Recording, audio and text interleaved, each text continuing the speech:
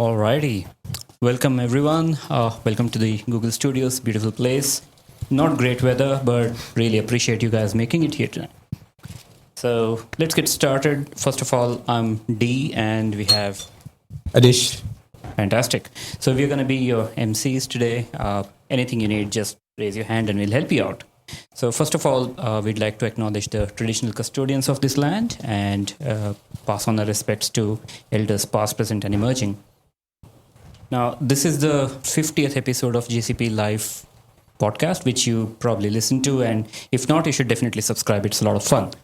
And the whole point of having this live recording is so that we can get some audience participation today. So all of you bring in a lot of energy, participate, yell out, ask questions, and feel free to butt in into conversations. Right? Now, I'm not going to talk too much about the podcast itself because Banky will talk about it. And first things first, food and beverages. You all know where the food is outside. So that's a breakout area. You get a phone call. Feel free to go out and have a chat there.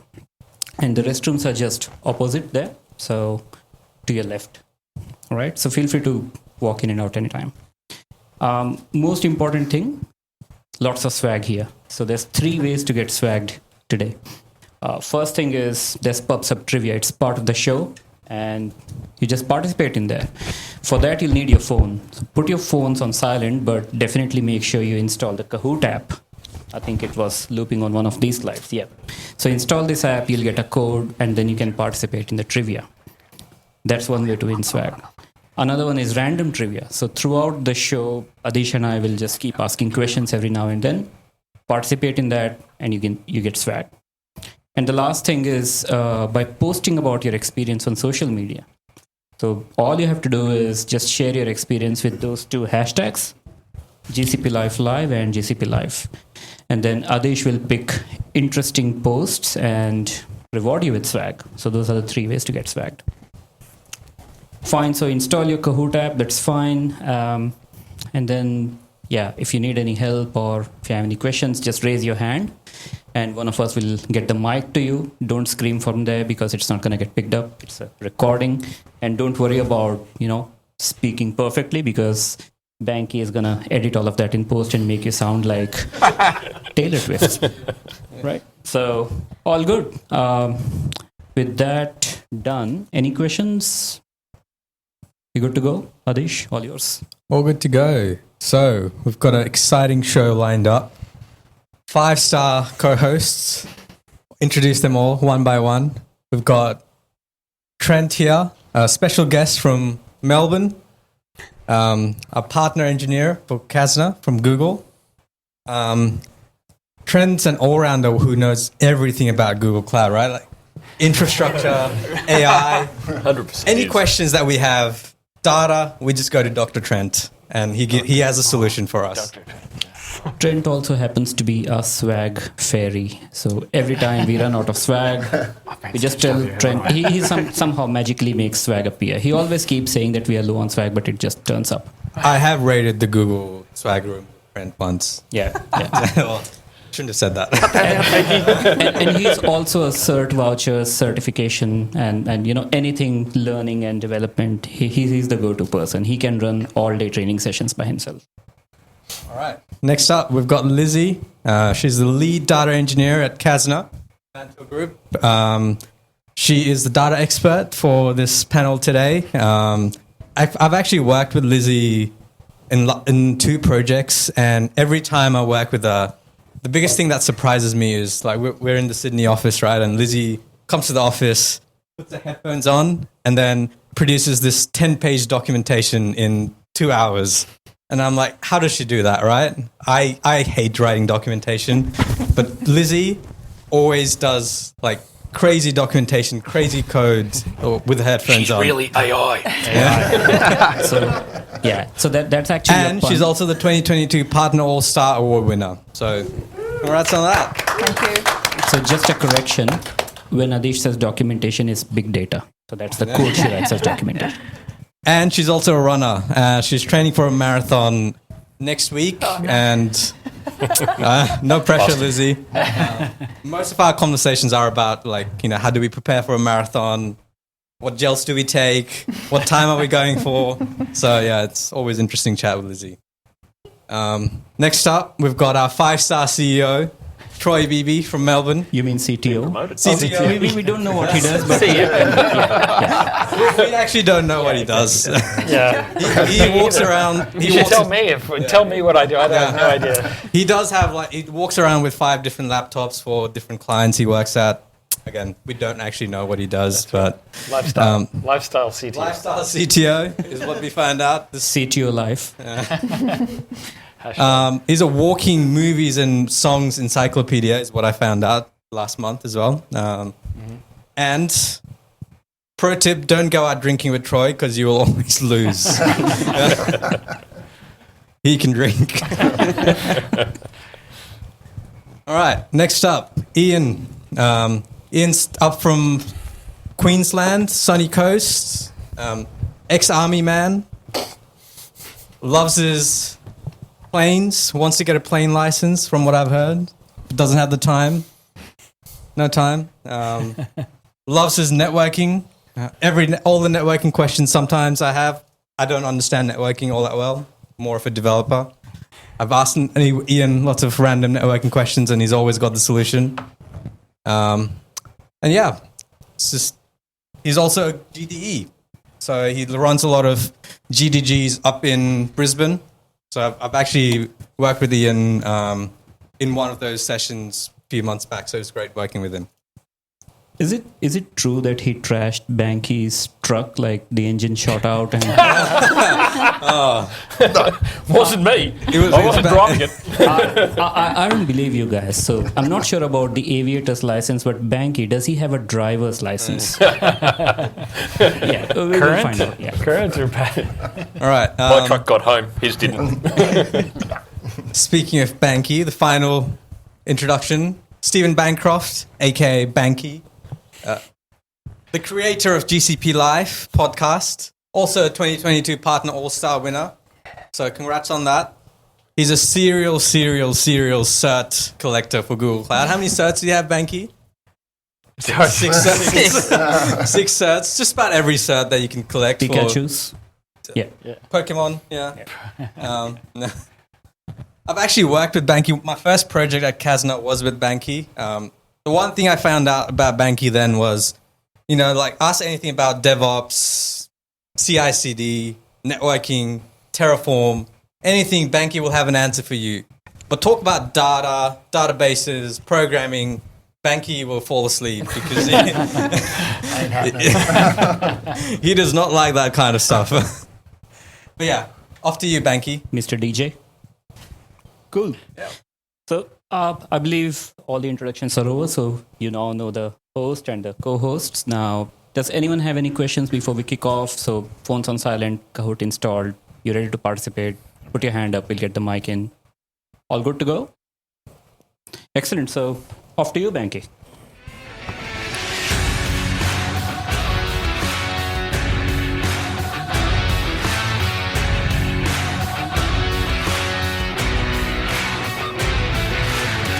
Welcome to GCP Life, episode number 50 for the 6th of October, 2023.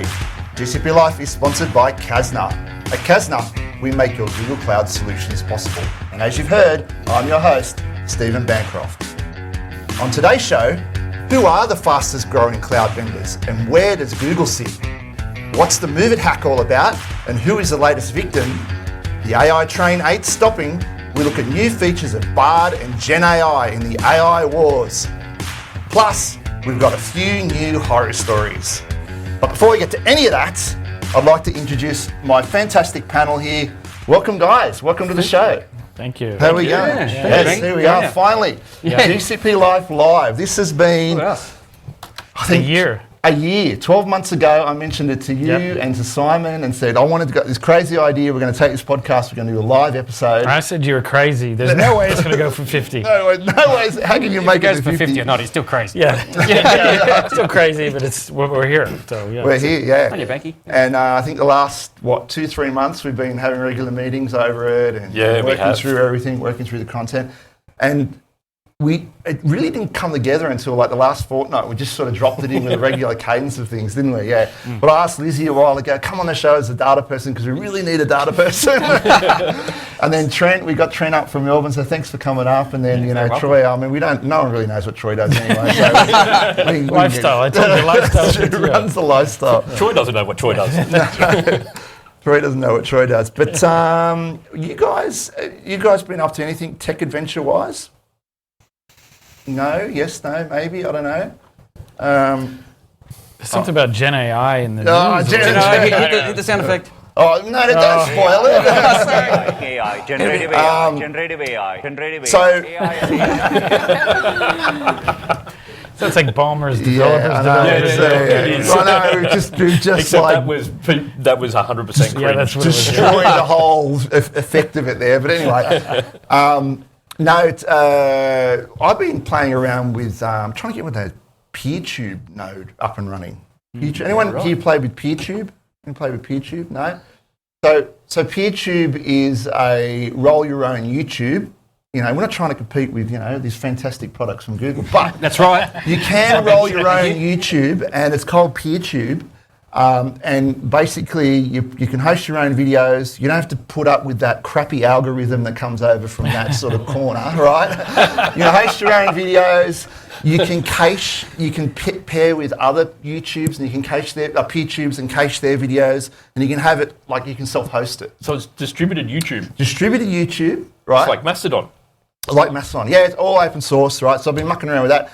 Done it all in Ansible, right? Cool. So I got my whole Proxmox environment there. I spin the boxes up with Terraform, and then I build the thing out with Ansible. Got it finally all running. Mucked around with Yarn. I had to get Node 20 something running. Got all that working, right? But then, of course, I'm on Optus NBN, and Optus NBN don't expose port 80, so I can't register for a Surbot. Wow. And I'm sure as hell ain't going to pay for an SSL certificate, right? So I have to wait. So if you listen to the show, you probably know I'm moving house. Once we move, I'll probably go with Superloop or something like that. And then I'll get port 80, and then I can host it and I can register the thing. So anyway, it's all sitting there ready to go. But that's been my little tech adventure. Yeah, nice. That's good. You could host it on Google Cloud too. No, because that would cost me a bomb. Okay. Right? It's actually not that expensive, arms or legs left then, right? I heard it's actually quite affordable. No, because you got to have some spinners in there. You need a bit of dedicated disk. Right. I suppose I could use Fuse or something like that and back end it on the GCS, but I don't want to muck around with that. I've got 20 terabyte NAS. I think Fuse is native now on Kubernetes. Fuse is native. On Kubernetes, that's a big one. Yep. All right. So that's kind of where I've been at. Now, you'll have to excuse me because I am multitasking here. I've got many, many things I have to do here. But outside of that, anyone else set any certs? Anyone set any certs during the fortnight? Recently? Anyone set any certs recently? Well, I did. I set the cloud. This is my show. Right? This is becoming It's your show. Yeah, we've heard that. Yeah. I set the cloud digital leader cert, and I passed. Well done. So yeah. And we're doing lots of CDL or Cloud Digital Leader at our customers as well. It's a great one for business all the way down to... Yeah, I was going to say. So if you've not... I'm not trying to sort of... Who doesn't have a Google Cloud cert here? Okay, guys, go and do the CDL. I highly recommend it as your first introductory thing. You'll learn the language. You'll learn like cloud talk, like PaaS and IaaS and all that kind of stuff, right? You'll learn all of that. A bit of business to sort of leverage in there as well. It's a great kickoff cert. Yep. Cool. So a question for the audience here. Here we go. Because we are talking about cloud and certs and Google Cloud and data centers and stuff. Quick question. True or false? All of Google Cloud runs on renewable energy across the globe. Is that for us or? No, it's for the audience. Oh, right. Swag. Yeah. For the audience. I was going to answer that. Some swag up for grabs. So easy question. Anyone? Anyone? Anyone? It's 50-50, so I'm going to say true. That's right. So, Oh, should we get the spinner up? We've Get the spinner. You got to spin for some swag. spinner, Let's Here we get the go. spinner up. Yep. Okay, Big money, big money. Oh, hang on. Hey, A got pin. There you go. Go and collect. Nice. There's a few question. different pins over there, actually. So as of 2017, all of Google Cloud data centers across the globe run on 100% renewable energy. So just by moving your workloads to Google Cloud, you run a green business. Yep. There you go. And they've got a great CO2 footprint dashboard in Google Cloud as well. I think it's one of the best. Gives you on every billing cycle how much carbon it is. You know, consuming, so so if that's it per second or per minute. Yeah. All right, another quick question for the audience. There was a mention of AI and generative AI. What was Google's very first introduction of AI? Generative AI. Exactly. So, which Google product was the first one to use AI? Who wants to answer? Is it Google Now?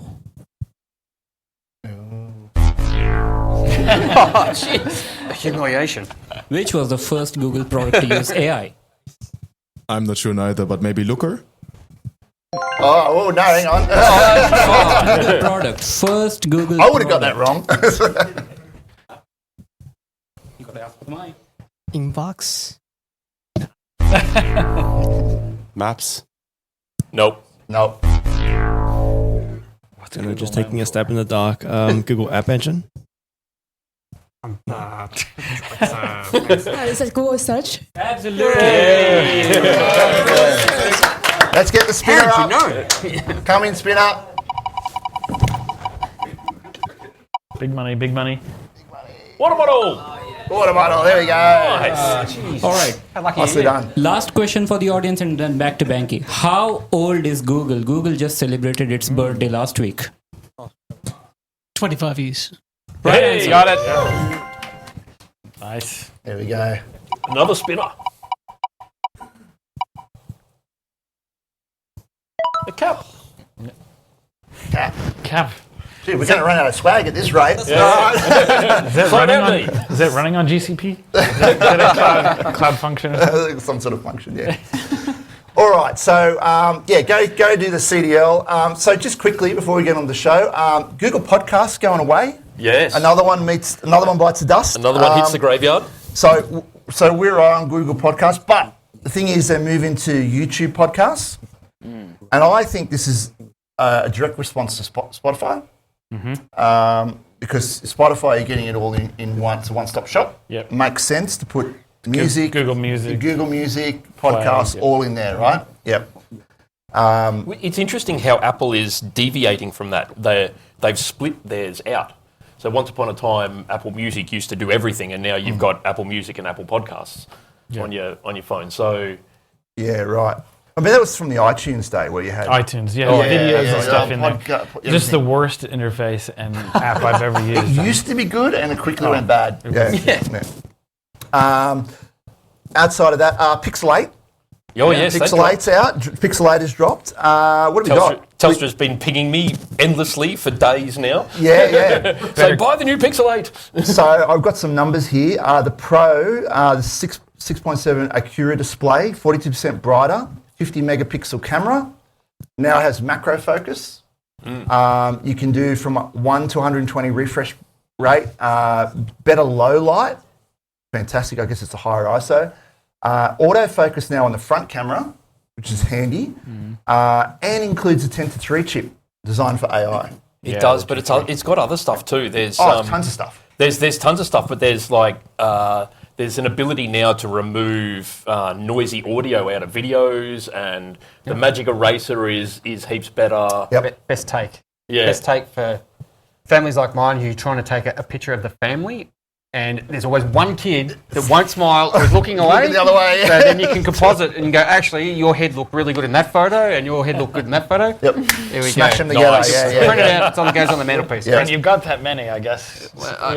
With 5 kids, it's hard. 5 kids. Pixel Watch 2. Now I'm rocking a Pixel Watch 1, and I've complained about it on the show before. The battery life sucks. But that's terrible, right? Fitbit. Yeah, They've improved it now in the Pixel Watch 2 apparently significantly, so I am looking forward to that. Other than that, new bands are some really cool looking bands. They're compatible with Pixel Watch 1 apparently, so The other thing I noticed today, actually, is with the Fitbits, because I've got a Fitbit, and I've got the Fitbit app on my Pixel, is Google have now moved you into... Like you can move your account into Google. Into now Google. Starting to integrate integrate. so they're integrating it in. Yeah. Okay. Nice. So, quick question for the audience. Speaking of products, which was Google's first consumer hardware product? Hardware Product, which you can hold in your hands and work with it. Which was the first Google hardware product? Is it the Nexus by HTC? What was it, D? Tell us. Chromecast. Chromecast. There you go. I can't give you a correct sound, D, because, What about the You cheated. I can't participate. What about the search appliance that they released into enterprises? Still new. Okay. Cool. All right, let's move on. Let's move on to a couple of horror stories. They're always fun. Now, I know Ian and I have got one, but I know I canvassed you guys earlier in the week and said, have you got any horror stories? How'd you go, Trent? Did you manage to dream one up? I've got a horror story that involved my days when I was working for a big IT firm, and we had an account that we managed and everything, and it had a large monolith application and everything. It wasn't anything like we have today. No microservices, nothing like that, and just basically had two layers, a web layer, app layer, and a database layer as well. And under load, what was observing with the metrics is that there was getting a lot of queuing going on in both layers. And the arrangement was that we had no visibility of the hardware at all, okay? So it wasn't a DevOps situation at all. Your developers are over here, ops are over here, and barely any communication in between. So under load, we were seeing all this queuing going on, and that effectively meant that end customers could not use the website, and money was being lost hand over fist. Megabucks getting lost. And what was happening is basically we were going to get sued. So the lawyers had lined up, and it was the developers like myself that were working day and night to try and figure out what the hell is going on with this source code that would show that requests are being queued. Not RAM, or anything like that, not CPU, but queues. And we worked for a couple of months, day and night, sleeping on couches in the office to try and figure this out. I was very well acquainted with this source code. But in the end, what happened was they found out that the SAN attached to the DB was faulty, running at half duplex, right?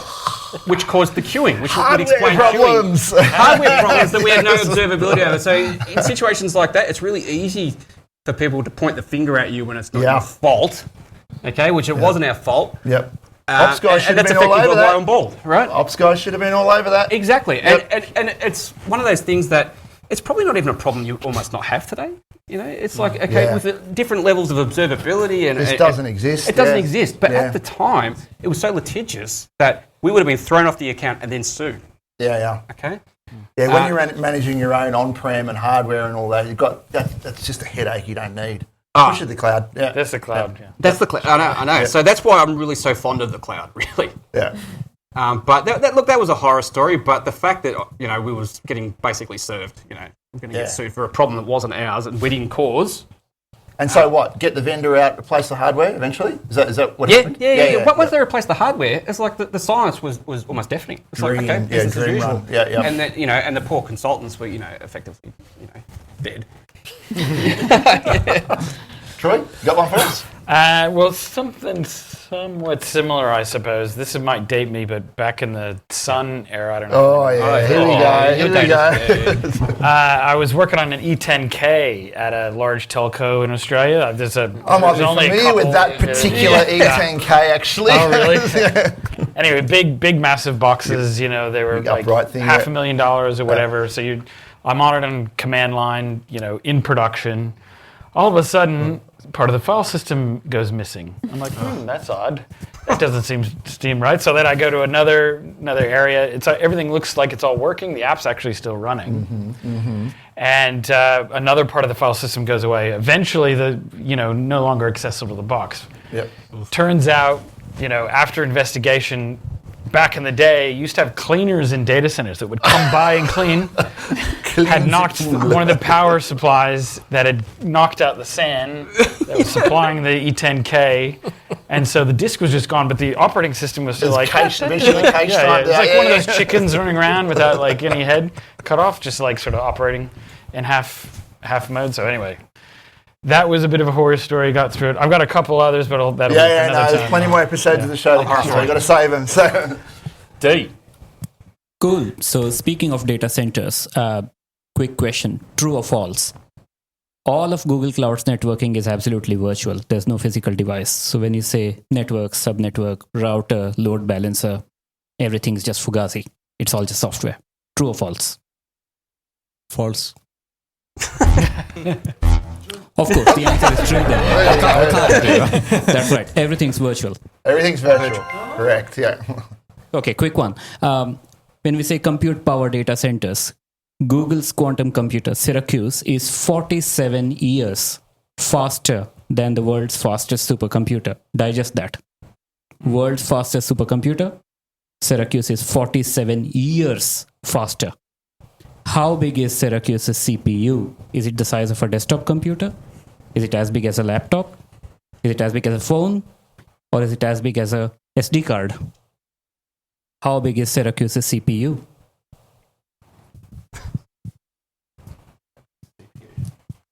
I guess it's like a phone. Any of the panel? Any ideas? Troy, what do you think? I saw this question earlier, so I'm not going to answer. We've got a Googler in the house. That's the right answer. SD card. Yep. Cool. All right. Well, did you end up coming up with one, Lizzie? Yeah, I do. Okay. I do have a horror story. I guess my history in tech might not be as long and checkered as some of you guys. So checking what pretty extra things. So yeah, I don't have a story about a data center blowing up, but yeah, I've certainly made my fair share of mistakes. So yeah, when I was starting out in my first role out of uni, in more of a data analytics role for a consulting firm, we were doing some work with simulation models. So basically simulating a transport network and all the buses and trains moving through it, and doing simulation modelling on different kind of scenarios. Now we had an important meeting with the client the next day, so it was my responsibility to put the simulation on overnight and come back in the morning and check the results. And when I came up back in the morning, I was horrified to see that it was nonsensical because I'd made a mistake with the inputs. So yeah, that was a steep learning curve. If something's going to take overnight to run, just double check things, or even better, automate it. Yeah. Batch jobs. Yeah. I love the horror stories so far as well. I explained mine. Yeah, it's not my fault. Troy says it is not my fault. Lizzie's honest, right? Actually, it's my fault. It was definitely my fault. Yeah. Well, I've got one that kind of is my fault, and. Of course, we've got this added medium of people here. I've got some pictures to go along with it. Oh. That's you? It was one of my colleagues. Now, what you're looking at there is a bunch of 4009 Cisco floor switches. And we had to decommission these things. And you would not believe the rat nest of patch cables that were connecting these floor switches to all the desktops that were on the floor. There was hundreds, as you can see, hundreds. Now, literally the only way they were that tight, literally the only way we did. Now, I didn't do this. My colleague there, Dave, did this. Got a pair of cutters and cut through all the patch cables to get them all out. It was the only way we could get it out. Don't cut the blue wire. Don't cut the blue wire. Before you cut the blue wire, cut the red one. Oh, I don't know. It took us 2 days to get all of that out. Yeah. And we were moving out of that building. And were there any rats in there? There's a lot of dust. We were filthy once we finished it. We were filthy. But there you go. Don't really do much of that anymore. All wireless now, right? So that's virtual networking. All virtual networking and wireless. Yeah. So they don't exist. Yep. Ian, you've got a similar story? Yeah, I've got a very similar story actually. And it doesn't actually pertain to this, but it's sort of similar to the fibre cables that you can see hanging off the back of the rack over there. I was working for a company, and we used to have these intermittent outages and we had no idea why. Like the entire network would just disappear off the face of the earth. And of course, my job being the senior infrastructure engineer is in the car, race down to the data center, figure out what's going on because you couldn't get any response from it. I walk into the data center and the top of rack switches are off. They're completely powered down. And you couldn't get in there because whoever had cabled it had done what I affectionately call the waterfall cabling method, where you just stick it in and just let the cable hang. And there was 72 ports up there. So, anyway, I ended up figuring out that the fan unit that was on the back, so a fan unit had been put on the back of the rack because the waterfall cabling method had retained so much heat, the servers overheated. So they put a fan unit on the back that was vibrating the rack itself and vibrating the cable, the power cable, out of the back of the switches.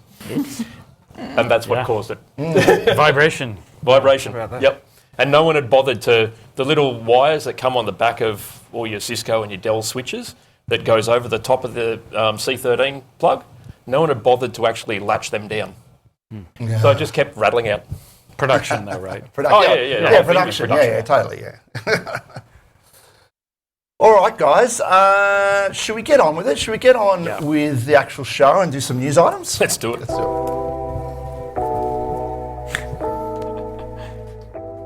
All right, first cab off the rank is a story from our favourite acceleration economy, and they're talking about the world's fastest growing major cloud vendors. Number 1, Oracle. Number 2, Google. Number 3, ServiceNow. So interesting. And now they're talking about growth here specifically. And they've got some numbers here, but they do point out that no other cloud vendor is anywhere close to Microsoft in terms of revenue.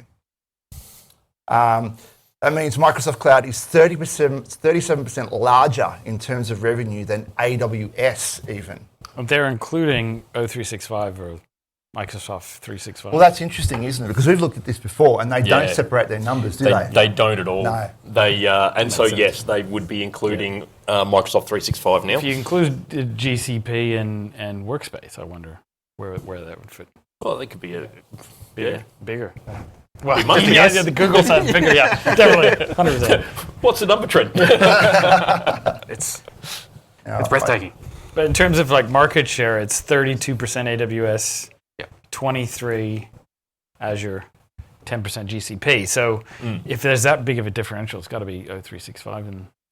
You're right. Google doesn't do that. It's not fair.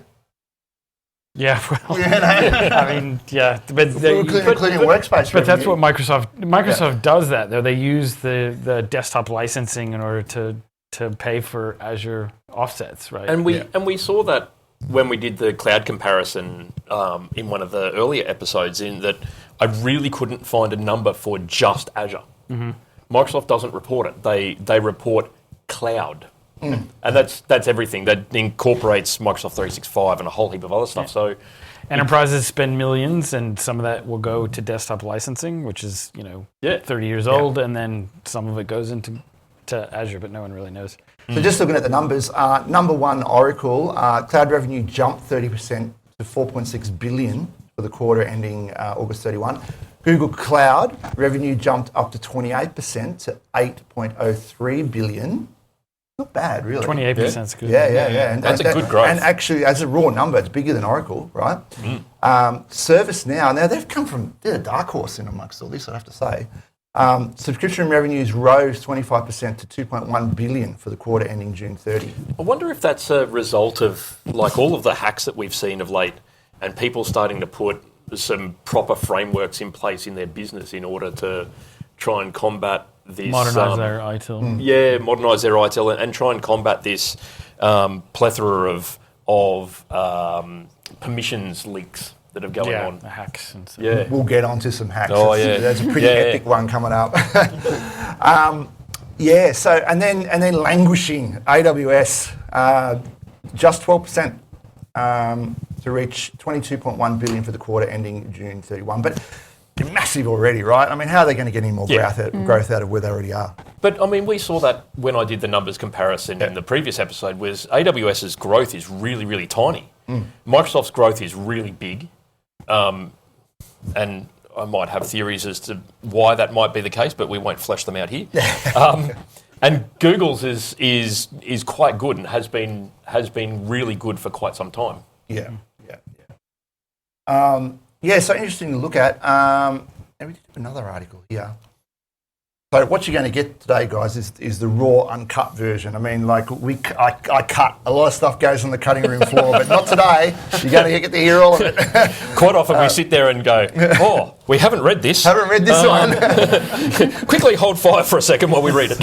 Another article, and once again, guys, you can always go to the show notes and just catch up on these articles. Another article I will link in the show notes. So quick reminder for the audience, we want your participation. That's the whole point of the live recording. So please put your hand up. We'll get the mic to you. We want you guys to butt into the conversation. Yep. So we're looking forward to it. Yeah, absolutely.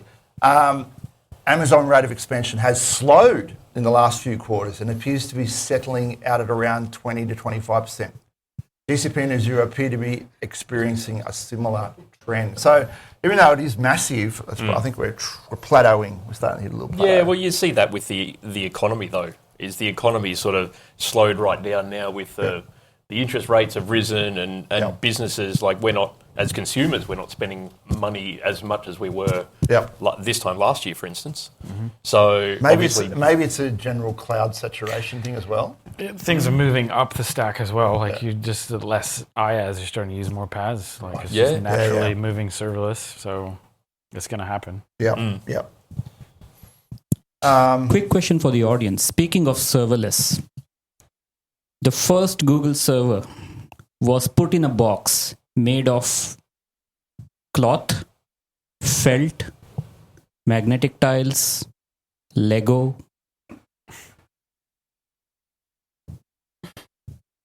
Was that a question? That was Yeah. multiple choice.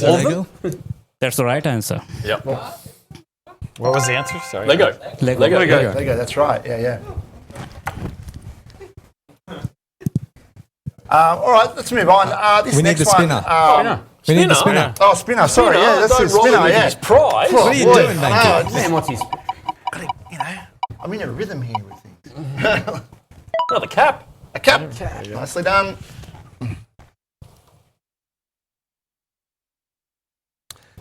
Right, now, can we move on? Yes. We can move on. All right, great. Google expands its subsea cable infrastructure. We MOVEit connecting US, Bermuda and Portugal. Now, this, if I can just get it up on the screen for you there.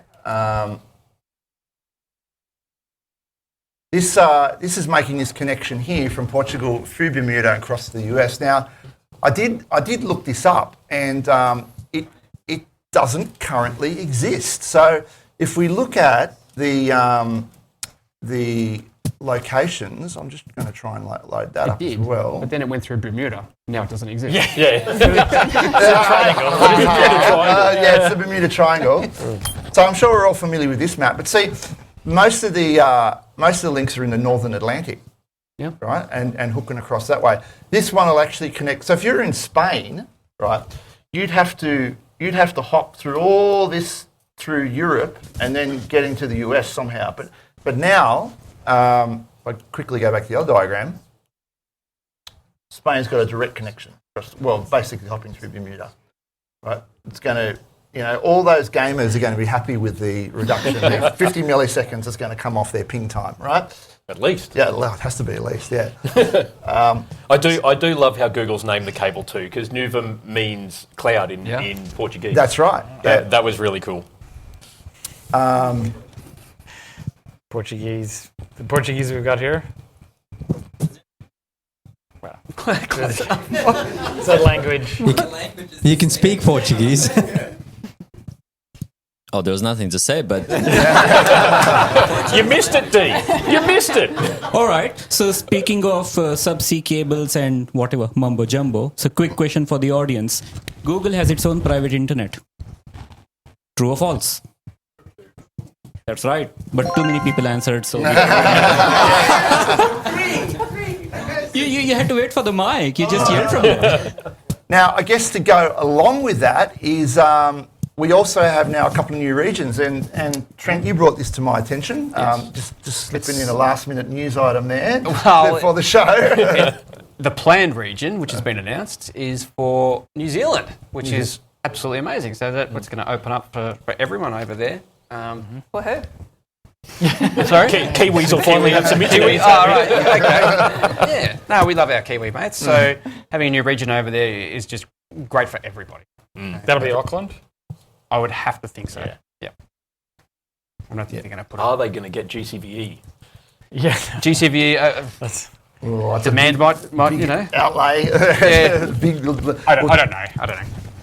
Yeah, this all links to the cloud wars too, I guess. You know, all these expansions with the deep sea cables and the new data centres, all those cloud providers are kind of vying for claiming regions and growing their business in those less tapped areas. So, yeah. It's vicious, isn't it? The competition at the moment. Yeah, the expansion that's happening. Audience. Oh, we got a question. Oh, here we go. Oh.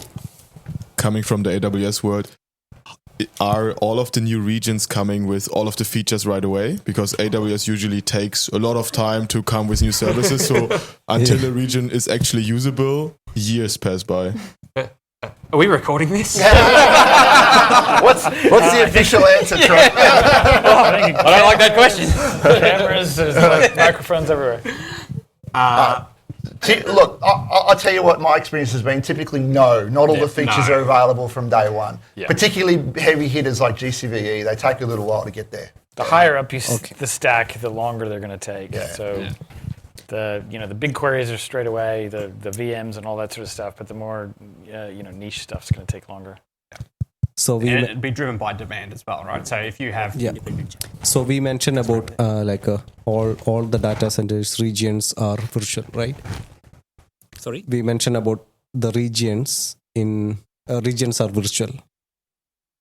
But I can see the article, the new cloud regions are coming to Asia Pacific. So if it is virtual, then why we need to wait this much time to launch in Asia Pacific? So I guess the question is, are data centers real or virtual? If they are real, why do we need time to launch features? No, they got to build them. They're real. They're absolutely real. Yeah, but you're talking about the actual features that roll out after the hardware and everything's been rolled out, right? Yeah, I heard the centers are virtual from here. Okay. So the idea is networking infrastructure is all virtual. So when you create a network or a load balancer, there is no physical load balancer machine. It's virtual. But everything has to run on some server. And that data center is real. Yeah. So to clarify that there is, what you see in GCP is 100% virtual. Okay. The backbone of it is 100% physical. There's no such thing as a virtual network. Like, you can't just magically make machines talk to each other. That doesn't happen. So there is definitely network switches and routers and all that sort of stuff in GCP. It's just you don't get to see that. Okay, thank you. Good stuff. Awesome. All right. What we might do, while we're on the subject, we might...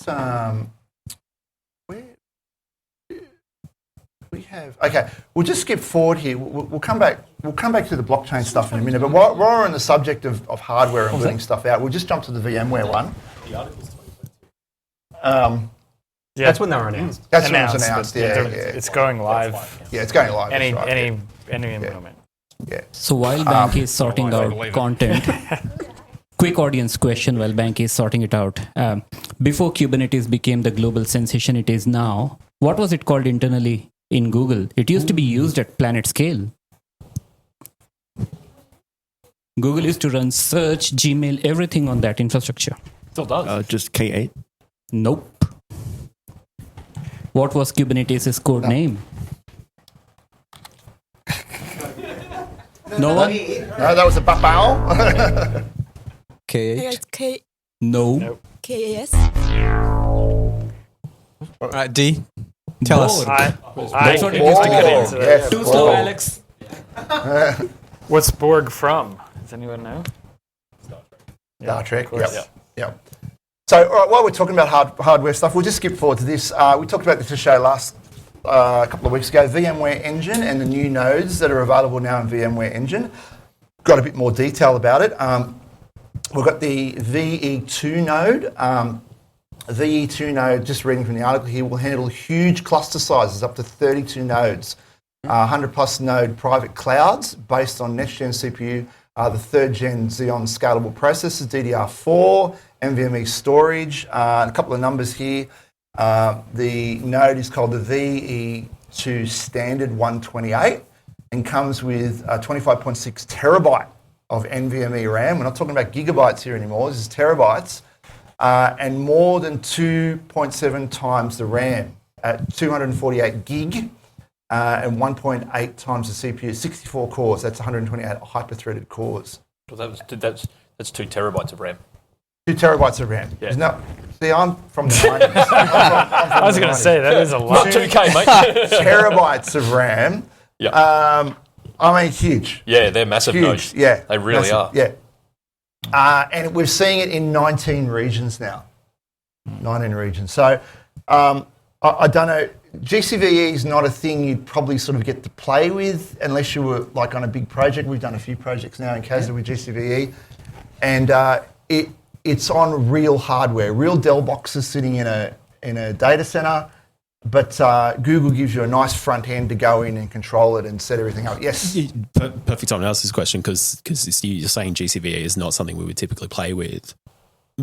What are like sort of the use cases that you guys have for doing this? Like for the dumb data guy that only ever uses compute engine stuff. Like at what point do you go, hey, I want to use GCVE for stuff? So typically it's enterprise. So if an enterprise, the use case would be, and Troy's probably got some input on this as well, if they've got, they're on-prem in VMware and, you know, they've got multiple things lining up. Their contracts are expiring, licenses are expiring, hardware's end of life.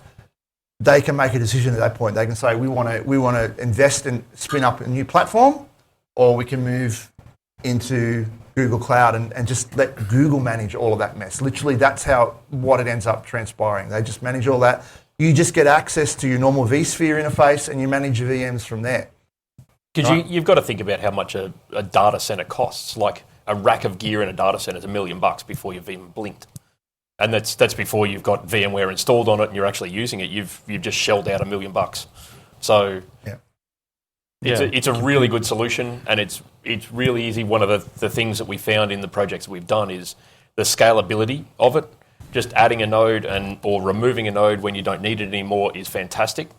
Having managed data centers worth of gear before, adding a node in there was weeks, if not months. Oh, yeah. It was a nightmare. You've got to get the gear, you've got to get it installed with vSphere, you've got to put it in the rack, you've got to wire it up and all that sort of stuff. It takes ages to do. And then in 6 months' time, you might not need it. Yeah. So you've just spent $40,000 on a server for no reason. Or you've got it sitting there and it's doing nothing to cope with some peak that you've got like from maybe like an hour a day or something, right? Yeah. Or short period, seasonal peak. And it's for legacy. So these are apps that businesses rely on. They don't necessarily want to transform them yet, but they will. But you go to cloud first with that VM and then start, it's how like eating the elephant, start breaking that off with new apps, and then you can modernize from that point. Yeah, it's all in that one spot. Yeah. It's all in the cloud. And it's easy, right? So you've got your 200 gig net, you've got your broadband, your broadband width network, 200 gig, whatever it is, into Cloud SQL. It's right there next door. We had this problem with the backups, right? So if you're running GCVE and you need to back up your boxes, just stick it in the Google bucket that's in the same region. It's right there, right? Really easy. Right? You're not dealing with tapes. New servers. Tapes. showing your age there. That's right, I know. All right, so just quickly on that one. Let's move on. Now, Google has introduced. I'm a real Luddite when it comes to this, but yes. Food is there. It's almost 7.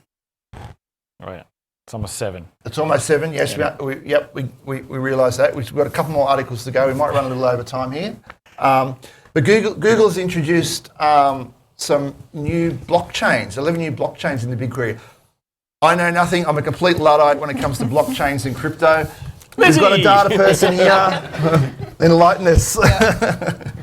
Yeah, so when it says introducing blockchains onto Bigquery, it's just really bringing blockchain data into Bigquery's public data sets, which are available to anyone to jump onto Bigquery and query. So, yeah, this was announced just last month. It feels like it's been a while since I've seen or heard the word blockchain. I feel like Gen AI has been the latest buzzword that's been dominating in the last year. So Generative AI. But yeah, this was announced last month.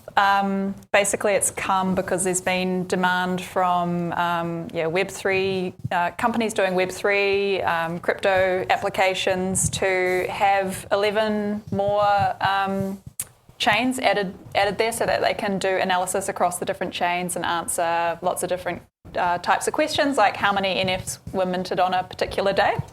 So what are they actually doing with this data? Is it a live update of the data into BigQuery, so they can search those chains? Is it? Yeah, so I think it's effectively live. So this means that you can basically query that real-time blockchain data rather than having to. Sorry, it's a stock exchange ticker, basically, right? So all the blockchain activities going on. Well, that makes sense why you would do it in BigQuery, yeah. Is there a mechanism to request a public data set? So, for example, NIST publishes a whole bunch of information about vulnerabilities on the website, but it's not available as a public data set. It'd be nice if it was. I'd request to get it on to. Yeah. It is a public data set. You know what? I'll chase that one, and on the next episode. Episode 100. In 2 years. You let us know. Listen to the show. Trent will tell us, and we'll tell you on the show. Yeah. If you actually chase that one, you're a legend, because we've been trying to pull stuff like that. You've been trying to chase it? Yeah, we're trying to get ourselves. It'd just be handy to have. Yeah. Security-related public data just seems like a very Google thing to do. Yeah, and I agreed. It's the National Institute of Standards, and they've got to approve it, then, right? Yeah, but is that they are accessible for public, individuals to use? Yeah, I think it's in preview at the moment, but if you go into the show notes, I guess on after the episode's published, you can jump to this blog and there's an email that you can contact to get access. But yeah, there's a few other blockchain data sets already there, so you can just check them out. Cool. And it totally makes sense to have that in BigQuery. Even I appreciate the fact that the BigQuery is if you want to query something, do it in BigQuery. That's the way to go, right? All right, cool. Let's move on. Banky, one more. Oh, one more. Sorry. So when they enhance the blockchain data, is it enhancing the mining as well? Can you do mining as well? No. This is just data about the blockchain. So this is. You could query how many wallets there are, or what the fees are across a blockchain. Was a couple of the examples given in the article. So you can't mine blockchain on BigQuery. That does sound cool. With that attitude, you can't. Spin up a few GPUs for that. I think we should set that straight. Yeah, it's more like a GitHub repo in a way. All right, cool. We'll finish up. We're going to go to the break in about 10 minutes. But we've got this article, this MOVEit hack. Now, we couldn't go without talking about this because we've got a number of Australian enterprises that have been compromised by this. Here, Australian Energy says, saying no proof of malicious activity from the MOVEit hack. Now, what is the rule when someone says, nothing to look at here, nothing to look at here? Something has happened, right? It means he didn't log it. That's right. That it happened. We have no evidence of a hack because, we deleted the logs. What is MOVEit, though? We've also got Shell. Shell has been breached by MOVEit. So we thought we'd go in and have a little dig, and we'd have a look and figure out what this MOVEit hack's all about. We have mentioned it on the show once before, or twice before, I think. MOVEit is it's Dropbox for enterprise. Yeah, right. That's the best thing you would say. So they want to put files. They want to share files amongst each other. They would set that up. Now there's a Russian hacking group called Kolpa. Russian ransomware group called Kolpa. I guess it would have been a supply chain attack in the actual software supply chain attack. Injected into their development process. Yeah. And they've had access to anything that was in MOVEit for months, maybe years. They're not really sure. So the numbers around this are staggering. Now, Ian, you brought this article to my attention. What are the numbers on this? Because the people that have been affected, the number is just incredible. So when you have a look at the numbers themselves, they break it down to number of individuals, number of businesses, the amount of money that they've lost, all this sort of stuff. There's a heap of different numbers out there, but it's estimated there's about 60 million impacted individuals on this. 83.9% are US-based organisations that have been caught up in this. There's 11 million people's health information, including social security numbers, which, I mean, that's bad. When was it announced? Bad. When was it announced? So the Klopp took credit for the hack in May of 2023, but there was an article that I was reading that says that it could have gone as far back as 2021. Wow. They could have had access. So they estimate the total cost of the hacks to be somewhere in the vicinity of $9.9 billion. That's a... What a money. In the immortal words of Dave Wall, more billions are better. More billions are better, exactly. But in this case, not so much. What could possibly stop this from happening, though? How do you prevent this? I'm wondering. Does Google have any software that could? Oh, right, we probably do. Well, I actually think it's a really good argument for open source. That's not a plant. I think it's a great argument for open source because I use this thing called C-File, right? And it's a roll your own Dropbox. There's right? Dependabot as well, but Google's got Software Delivery Shield, which does signing of packages that are getting delivered that would prevent all. You're of right. that. That would have stopped it right at the supply point. Shift left for development, but also shift your security left as well. It's not just about detection. And then you could do things like putting Cloud Armor in it, so that if someone's trying to push a malicious packet to the application, it gets stopped in its tracks. So there's a whole heap of ways we could have prevented it with Google Cloud, but unfortunately they didn't do that. It's the hack that keeps on giving. It is. It really is. So there was one number here. The US State Department offered a $10 million bounty related to information on the ransomware group Klopp, which is... I've got some information. I must too. I must have some. I'm sure I've got something stashed away on them. So link in the show notes on that one. I'm sure we're going to hear more about this hack. The only thing to add is we were just looking it up, and it's the classic SQL injection that started it all off. As simple as that. Yeah, so wow. So they're not escaping the information. That's very easy to do. Yeah. And, it's about, when it comes to global economy, the cybersecurity stuff is not really properly prepared for AI stuff. So it's gonna, right now it's 8.1 trillion. AI.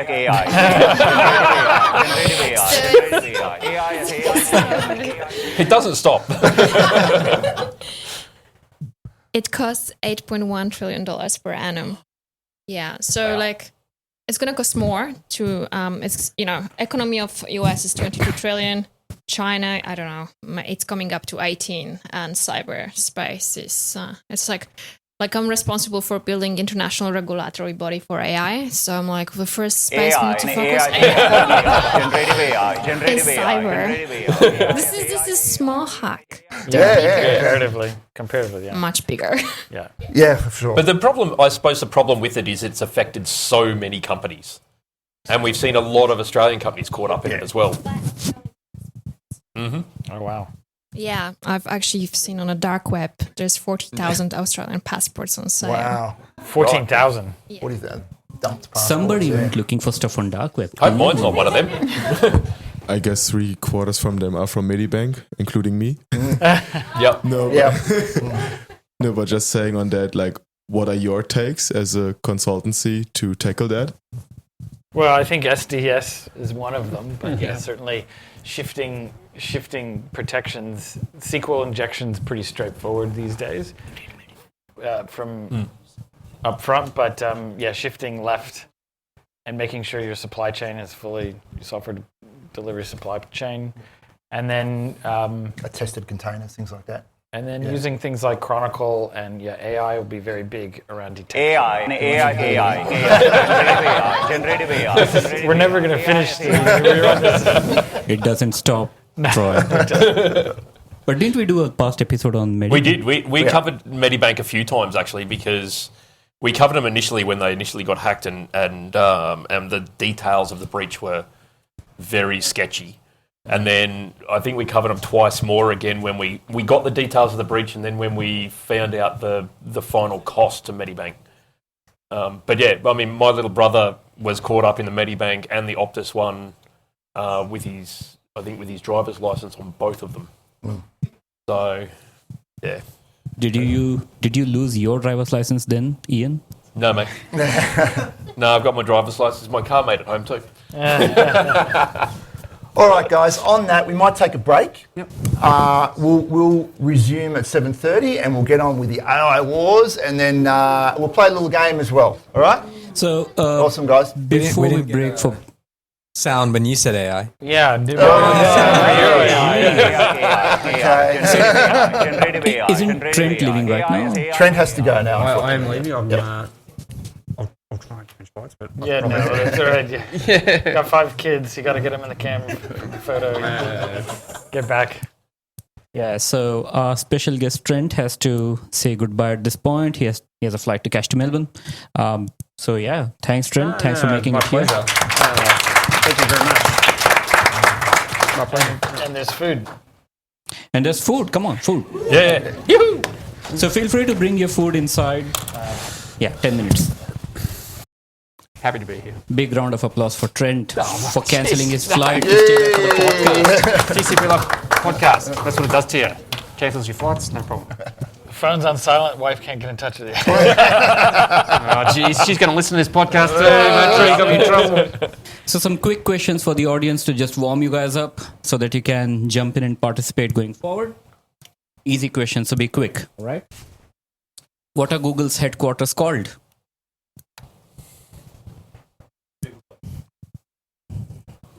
Ba-ding. There you go. Hang on, I'm trying to do too many things here. You. What are newly joined Googlers called? Yeah. Nooglers. How long does noogling last for, though? How long? 6 months? Yeah. Yeah. That's it. Yeah. So, do you want a Casna swag, Troy? It's all right. So if new Googlers are called nooglers, what are Googlers' pets called? Poodles. Nope. Ba-boom. He's not doing it, so I've got to do it for him. Dougal? Yay! So whether it's dog or cat, it's Googlers. We need to put some the thing up, don't we? We need the swag spin wheel. I think you'd do that in the end with people, right? Yeah. It's up to you. Okay, few quick ones.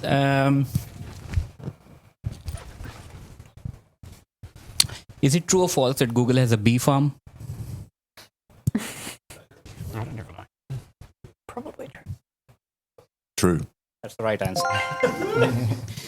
So you see all those colorful bikes around Google campus. The very random question. Right? You see all those colorful bikes around Google campus, G-bikes. Those were introduced way back in 2007 or some time ago. How far have those bikes traveled by now? Any guess? What, the light?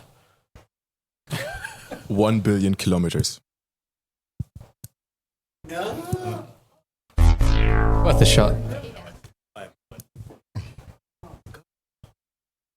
2? 2 kilometers? Just a solid Last 2. attempt. Billions and billions of miles. Billions and billions of miles. So 1.8 million miles. There you go. Thought so. Miles. All right. Okay. The time we've been waiting for. Should we do it? Should we get on with the AI wars? AI wars. Love it.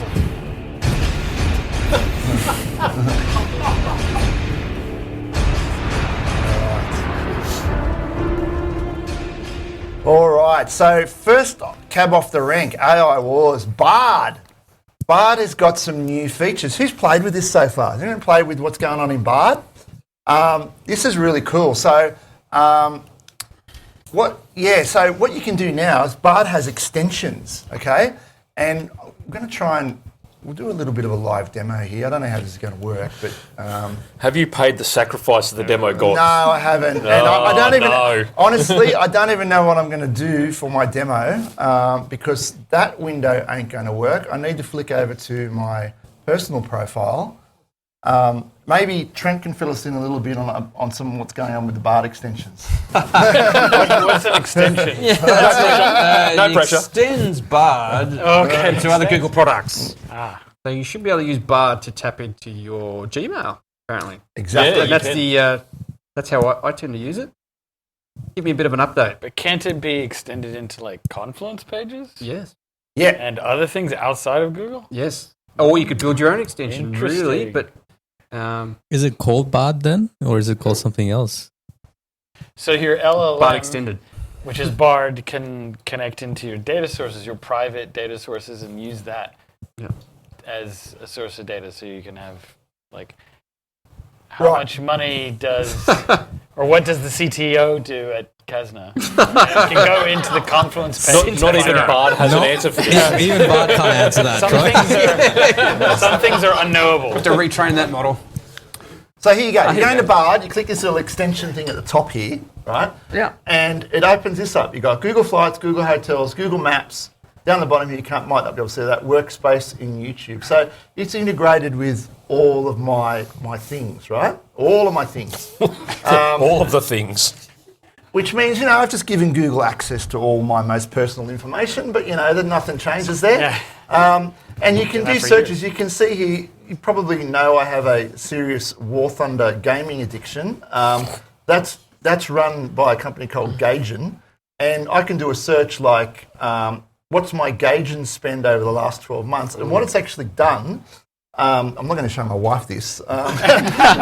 It's gone and it's searched for my PayPal receipts.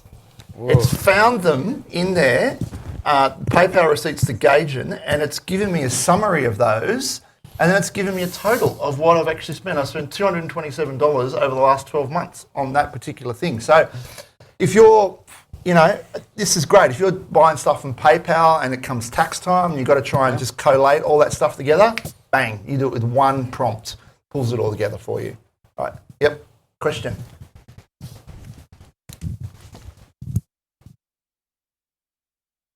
I'm just questioning the math right there. Is it just me? It's an AI. It might be hallucinating. It's hallucinating. Well, it knows I have to give a figure to my wife, and that's the one I'm going to use. It's really looking out for you. Please create a number for me to tell my wife. $10. Yeah, that's right. Clearly, I didn't pray to the demo gods. Yeah. So, if you're asking one question like this, in my past 3 years, how much I spent on Gaijin?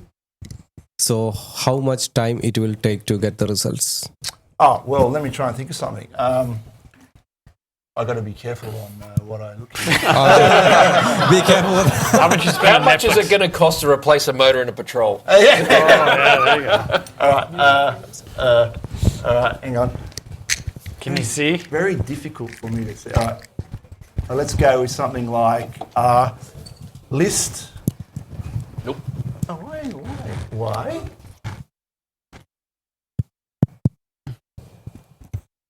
Just going to. Oh no! I need to do down the bottom. Okay. All right. So I would do search email. Right. Yeah. No, it's dangerous. List all my NRMA receipts. Right. Go. Yeah, la, la, la, la, la. 1, there we go. Searching. 2, 3, 4. Bang. There they all are. 5 seconds. Yeah. Mm-hmm. Okay. So the question is, so this engine is actually caching the email or instantly they are accessing the email. Yes, the extensions give it access to your email. Okay, so the results something like they're making the, I mean, they're going for the training using our data, right? It's not training. It's creating it just has like an access to that data. Yep. And it's able to understand that data and to be able to search it. So Confluence pages are massive for enterprises. They've got so much data in there. People hate them. The search is not very good. The LLMs are being really good for being able to search corporate data now that's fairly unstructured and summarizing it. So yeah, and that's the thing. You can use a natural language prompt like that to get the data that you need. That's a big difference. That's good. That's good. That's good. Especially when it comes to Confluence. Given you can search your emails, probably it's already got everything indexed and it's doing that search for you, consolidating it. It's probably learning from the content. But it's across all the workspace as well. So if you've got indexing is happening in the first place. Sheets, it's already indexed because if you can search your emails. So the next question then is basically, does it help you to filter and delete useless emails as well? Delete email. Or kind of give you recommendations on which emails are probably like not going to be looked at in the next 10 years anymore. Do you want to try deleting yours, Banky, on the show? Well, I'm not going to do any more searches on my email. I'm sure you have a few objectionable emails, Banky. Yeah. How different this with other competitors in the market? Sorry, what's that question again? How different this is with competitors currently? Well, everyone's got extensions. Open AI's got extensions. Yep. Azure's got extensions. It's just a way of easily connecting data sources into the LLM, and then the LLM is smart enough to give you the right natural language value back. So it's like enhanced search of your data, contextualized, so that you can then, use it for other things. So typically, I mean, just a normal search is fine, but normally with an LLM, you do something like, please create an email that goes to my doctor for, all the symptoms that I've had and I've documented in my notes or something like that. And it'll do that and then send that. And for things like law practices, and there's a couple of industries that will be heavily impacted by this. Lawyers. One more? Just had a quick one. Can you use it on multiple email accounts from Google or even other service providers? I assume it's only Google for now, but can you use it on multiple accounts?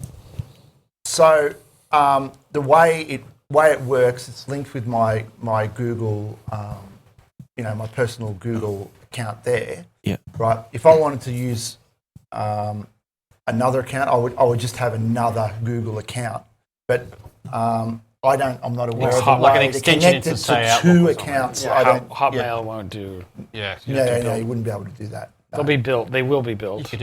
Yeah, I assume so. Thank you. I think the question everyone's asking is, who's that person in the photo? Yeah. Oh, that's from a few years ago. Back in 1996. My question is going to be, what did you get result for the Victorian period romance movies over there?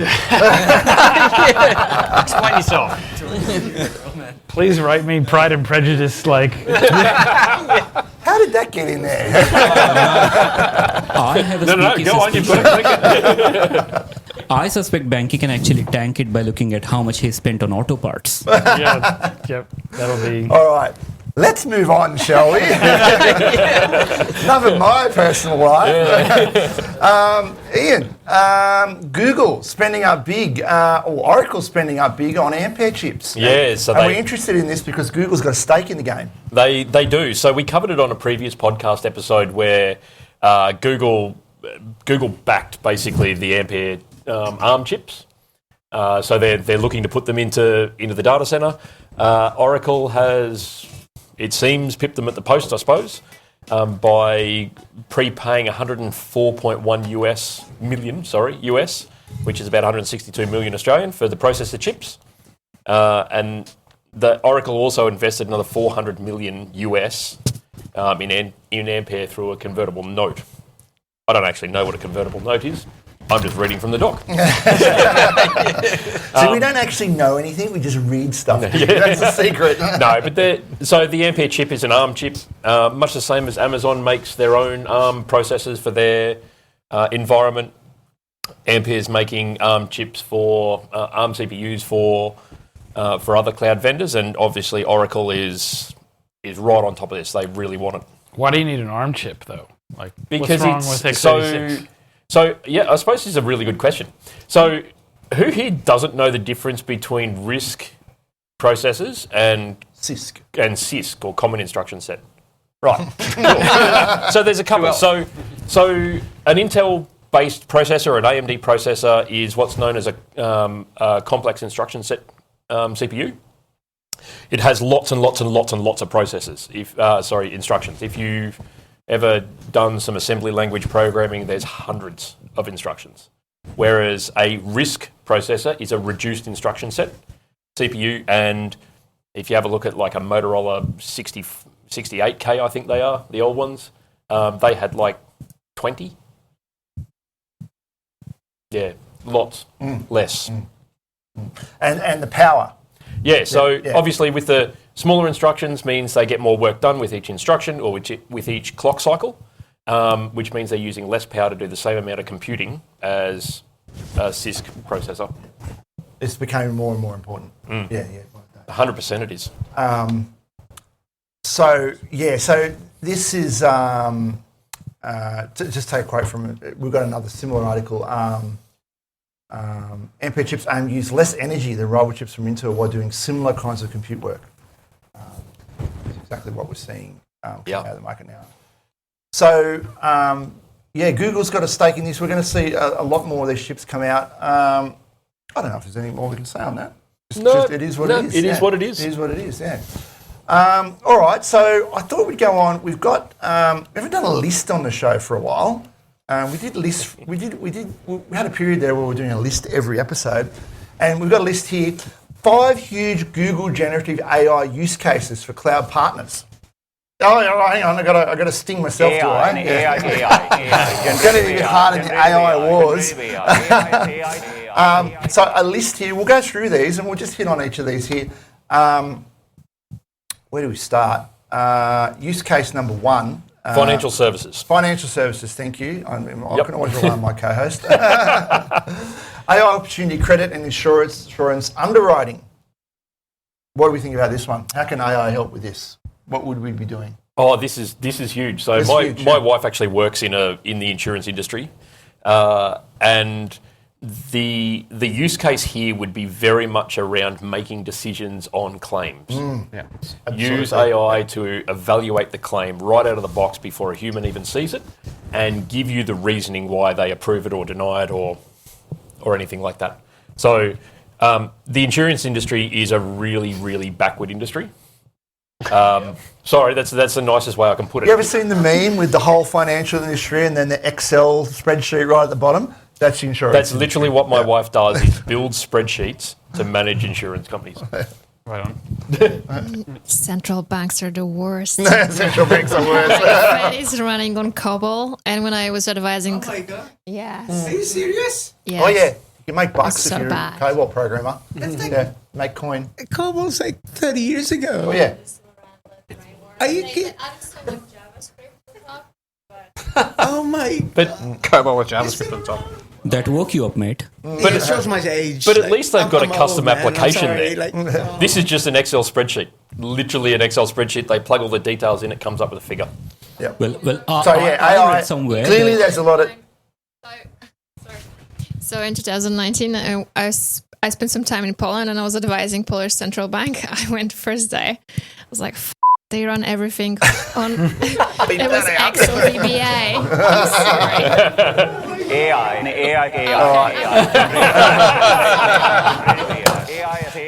All right, number 2, because insurance companies got a lot of data, but healthcare's got crack tons of data as well. So number 2 is the industry healthcare, right? Now, anyone ever seen this film Gattaca? Yeah. Right, that's where we're headed. Right? It's morbid, but more every day I see this. I mean, I really hope that's not where we're headed. But clearly there's a lot of a lot of good could be done there, right, with healthcare. If we've got the data in science and medicine, if we've got the data, then AI. It's already making progress. Anyone seen the AlphaFold project, right, where they're making up the folded proteins, right? I mean, AI is really helping out there, making some unique proteins, right? Indeed. And it can do thousands of folds that previously was a community outreach, community sourced citizen science project. But now you just got the AI, the language model's just doing it, creating the proteins. Yeah, really cool. Number 3 on the list here. Customer service. Yeah, we're already seeing this, right? Sentiment analysis. Right? Well, smart chatbots. The chatbots, the smart chatbots that are on pretty much every website known to mankind these days. Yeah. They're actually getting better. Yeah. A question? Oh, sorry to interrupt, but like on my previous company, I work as a technical support engineer. So it actually helps to, train the model to use AI to, help help the end users with their queries and tickets. So yeah. Nice. Yeah. Good use case. So, I mean, you're getting all those recorded conversations, right? You're getting direct feedback from the customers. Models can easily understand natural spoken language now. Why not train it and improve your customer service with that? But you attach it to your extensions, which then get into the customer database to pull out, maybe not personal information, but information about their account or stuff that they want to do easily. Yep. We did FAQs. such a project with a big bank, contact center AI. Yeah. This is a progression of that. LLMs have advanced that significantly because now natural language is solved. Number 4 on the list, building and construction. Who's seen and we covered it on the show, who's seen the robot? Boston Dynamics, the Boston Dynamics robot, right? Yep. Right. That's... Google used to own Boston Dynamics, didn't they? Do they still own them? I don't know. I'm looking at Trent. Totally a trend. Let me go ask someone. Let's find out. I still think that's a bit far-fetched, right? Because that video is obviously staged and they programmed it to do certain things, right? But who's to say we're not using models to learn all those movements, right? And to do that dangerous work. Mining would be another good example of that, right? Where you're rather than sending individuals down, and to use them in combat and war, we've seen what's happened in Ukraine with the drones, right? I mean, how much? It's not a great stretch to have that AI controlled and actually doing the work for you. It's already happening. Google just released a paper called the RTX model that they were using, a real-time model that they've trained on an LLM, or what's now called LMM, which is language multimodal, which is new. So you're now getting video, you're getting different stuff as well as natural language all going into the same model. It's able to do and react to your environment. Right, so cool. Images, video... Real-time video to do things like move objects.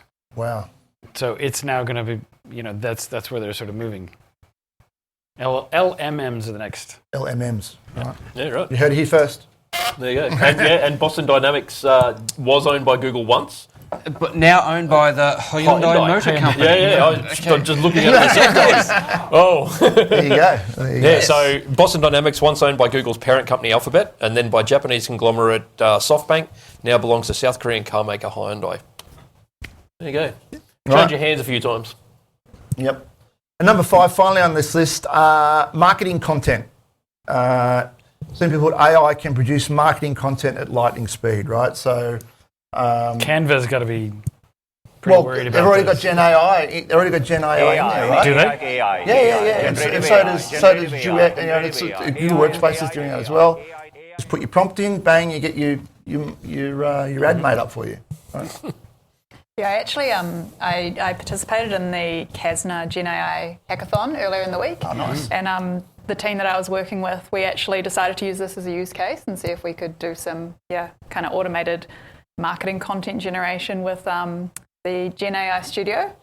I'll tell you what Google needs to work on is like human faces in the generated images. How are the hands though? How are the hands?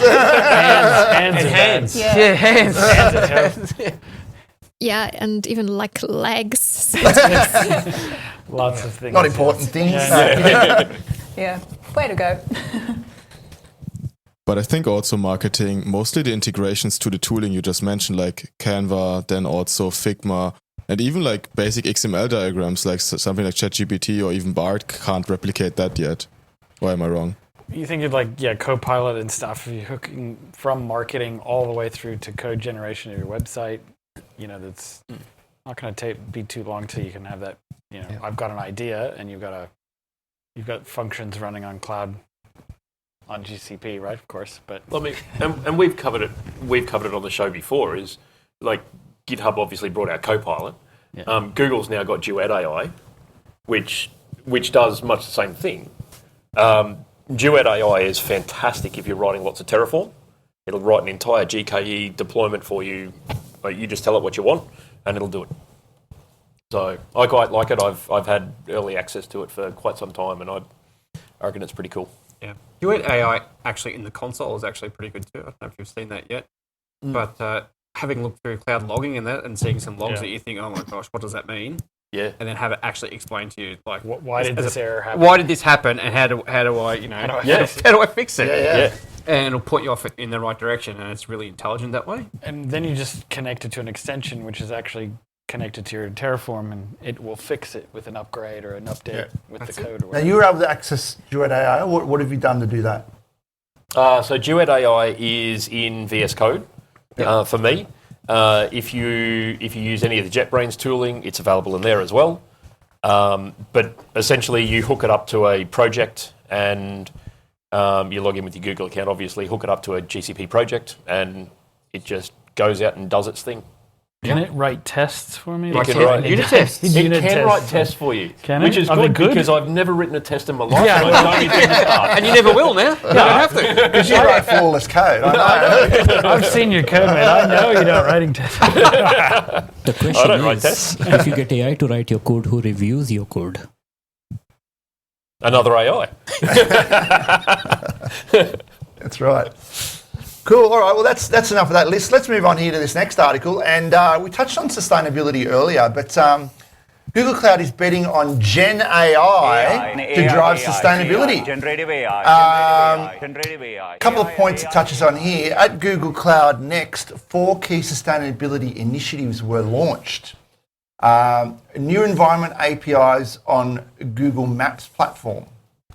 So you can pull out data related to solar, pollen, air quality, and these products utilize AI and machine learning to analyze aerial imagery and environmental data. This is pretty cool. Yeah, this is really cool. So I've got a friend of mine who actually runs a business that does detection of radiation through a device, and what they were looking at doing was air quality assessments as well in these same devices. They don't need to do it anymore. It's there. All the data's there. Yeah. We were in New Zealand Countdown doing another hackathon, similar to the one that Lizzie just did. And there were some great ideas around sustainability for like food products and stuff, and how that's going to impact your ability to reduce your waste, your footprint, as well as costs and. What if you could have an AI predict what your shopping list should be? Because we've always got bananas going off and things like that, right? Yeah, you know what I like to stock my fridge. Yeah. That's what you tell it. That's it. Yeah. Give me what I need based on past data, right? There you go. That's good. Woolies know it all there. All it'd do at my place is just buy chocolate. Stock a fridge full of chocolate. Yeah, there you go. And we appear to go through an inordinate amount of chocolate every week. I don't know why. I'd end up with a lot of beer in my fridge. I'm sure. You'll be both. You can ask Bard that. Why are you going through? Well, I don't know, because I get like one strip of chocolate and then the bar's gone. I think it's like that with Tim Tams. You'll just have a fridge full of chocolate and beer then, hey? Yeah. Well, the beer, I'm definitely guilty of the beer. So the chocolate, not so much. Somebody's doing the chocolate. A new BigQuery connector for Google Earth Engine. Right, enhanced operability between the two platforms facilitates easier workflow management, enables new analytics, merger, raster, and tabular data. Sounds pretty cool. BigQuery and Google Earth married together.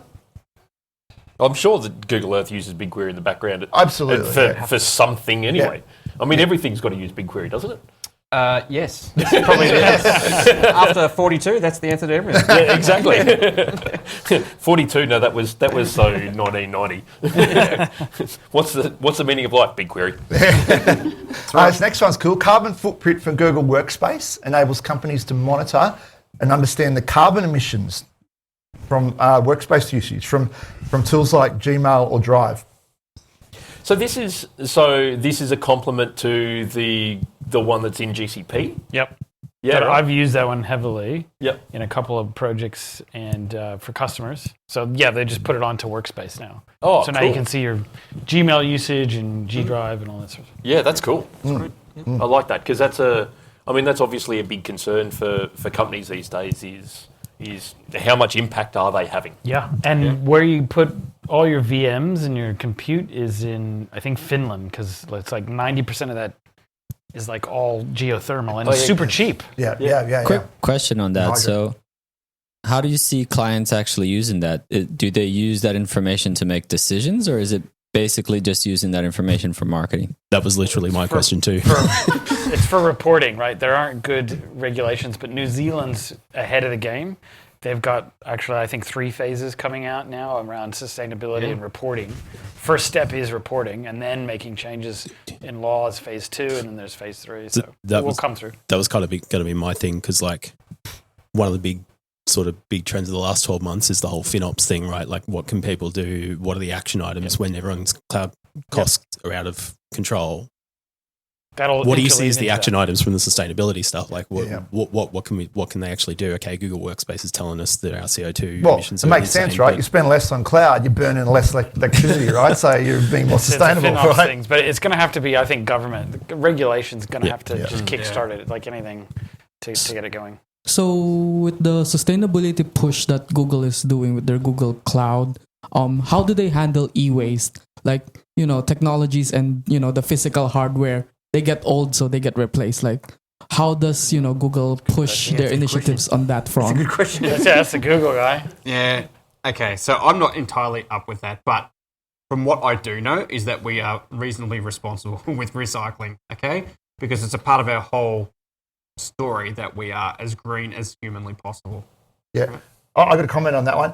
If you go to the show notes from the last episode, we talked about the 6 layers of security in a Google Cloud data center, right? There's a video I linked in the show notes, and one of the things they talk about is the destruction of old hard drives, right? So they pull the old hard drive out, or they do a military wipe on it, they take it out, and then they have a shredder in the basement of the data center, and they've got a whole chain of, handover chain to get that thing into the shredder and shred it.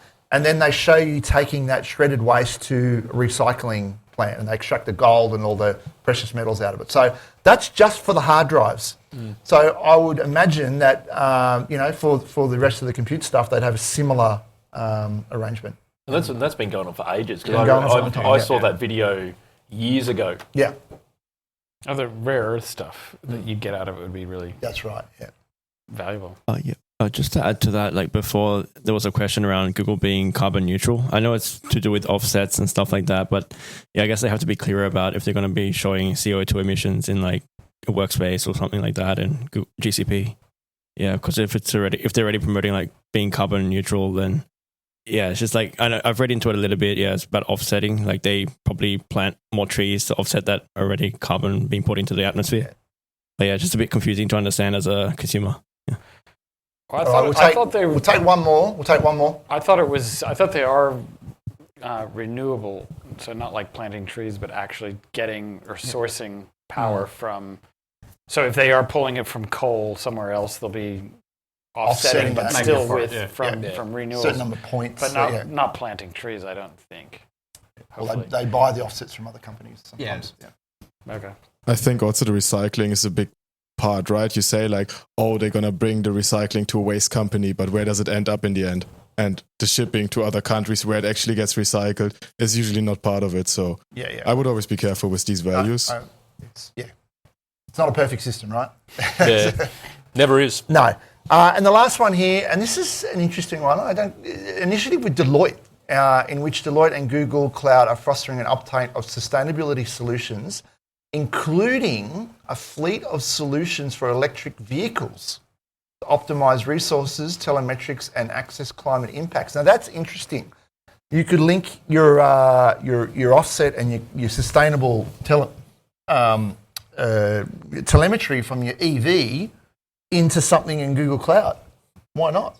You could get a dashboard on your usage and I'm sure, who's got a Tesla? I'm sure Tesla tells you things like that. Who's got a Tesla? No, Who has a Tesla? No. He does have a Tesla. Here we go. Is there anything like that? Did Tesla give you anything like that? Yes, it does. Okay. So the Tesla app shows you how you've been charging your vehicle, how much of it comes from renewable energy. It's smart enough to hook into your energy provider's tariff plan.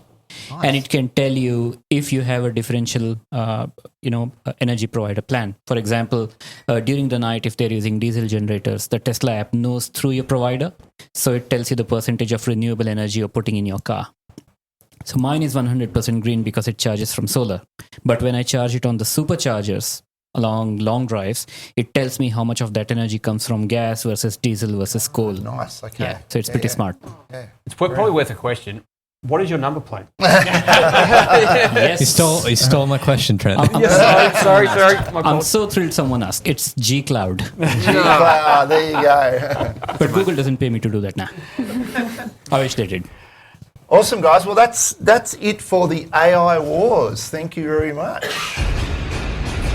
All right. All right, we're going to move on. We're going to play a little game. Yep. So if you guys didn't get enough food, there's more food out there. So feel free to have some, bring it in. Yep, cool. All right, we'll finish up now.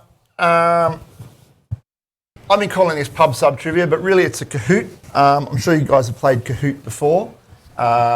This is where you need to get your phone out. I'm sure you've downloaded the Kahoot app. What's going to happen here? This is going to give you a code and a QR code. So you can either punch the code in or scan that QR code. And we'll play a bit For those up the back, it's on the telly behind you too. pub sub trivia. Is it big enough? So when you, so now what we're going to do, the panelists, you need to join as well. Oh, what? Right? Uh-oh. You need to join as well. So what's going to happen is this is for a swag prize. Now Kahoot will give us, at the end of the game, the Kahoot will give us a top 3 winners. Now, the object is for the audience, you guys, to beat the panel, right? So the panelists are excluded from swag. Sorry, guys.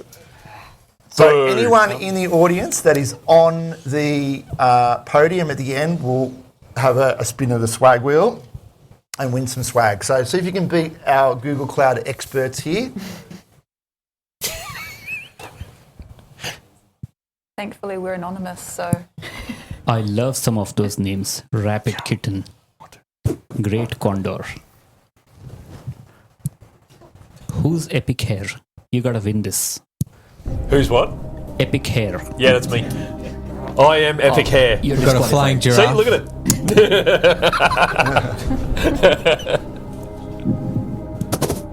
All right, is everybody in the game?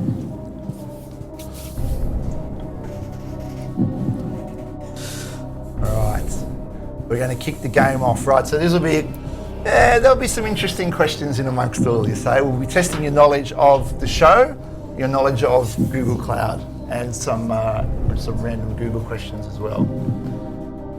Just, if anyone's, put your hand up if you're not in the game yet, if you're having trouble getting in. We've got one more here.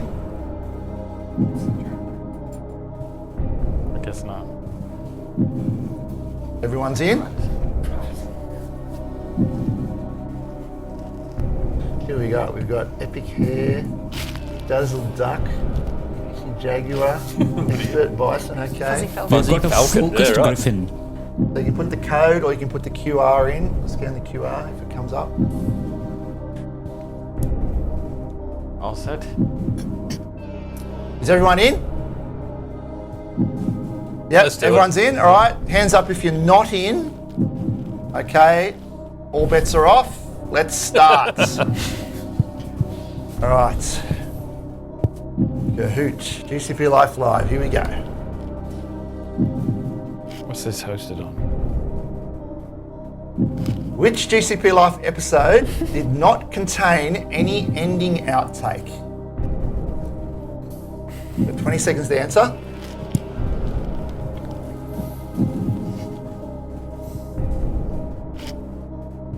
Honestly, don't know. It's going to be a straight up guess. I wasn't around then. Yes, it was episode 1 because I was too lazy to go back and re-edit the show.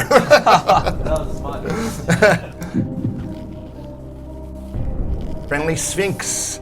Oh, and these questions will be time response. So the quicker you answer, the more points you get as well.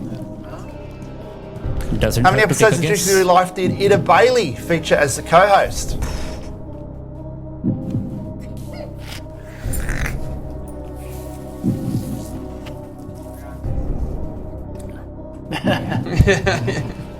They won't be all like this, don't worry. That was a long They get a lot time harder. couple of steps in the back. Yeah, it was 10. So a few of you got that right. So he was the first co-host of GCP Life, followed by Dave and followed by Andy. Which episode of GCP Life was the first to introduce the community news segment?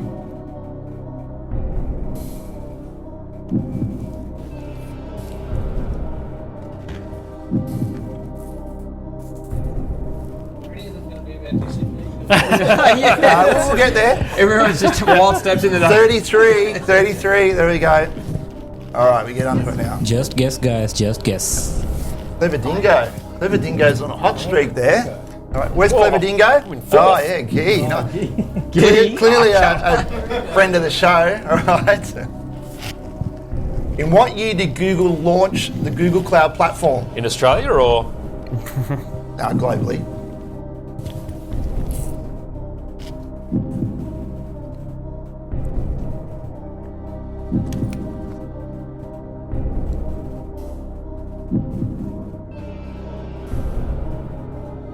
$2011, yes, correct. It was 2009.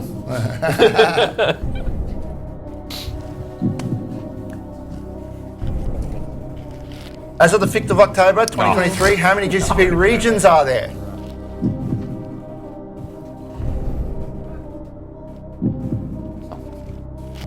Ken should know this one. Of course I do. I'm all over this, people. It's 39. 39. Misread the question. Fuzzy Falcon. Where's Fuzzy Falcon? That is me. Oh, Lizzie. Nice. Lizzie. Oh, good. Okay. That's encouraging. Yep. Who's the director of CTO for Google Cloud Australia New Zealand? Oh, come on. Yeah, you need to know this one. Okay, mate. Yeah, it's the sort of thing. If I get this wrong, I'm fine. All right. 4 people picked Jim Courier. He's a tennis player from the 80s. Someone's trying to be funny. It's Matthew Zawalensky. Matt Z. Matt Z, yeah.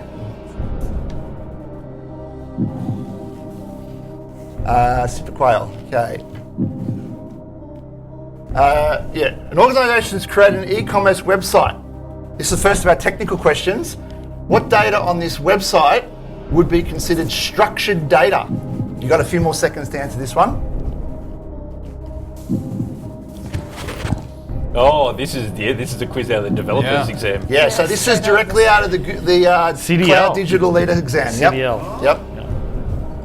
Oh, it's in the developers exam too. Is it? Is it?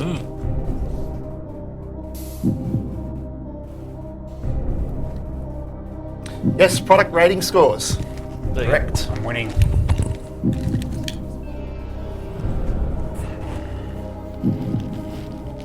Why should an organisation use VMware Engine, GCVE? Once again, straight out of the CDL exam.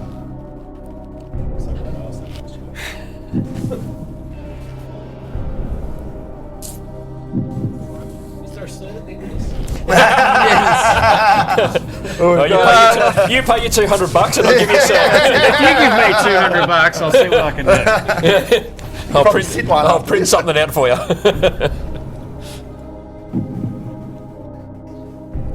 Yes, of course, it's all about replatforming virtual machines as they are.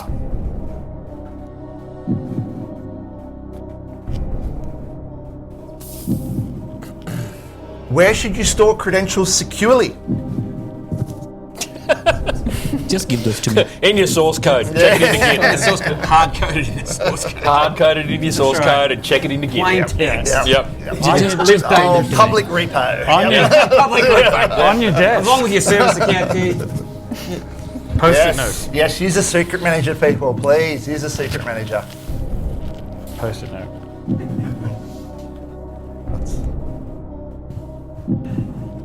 How would you speed up video delivery to global regions?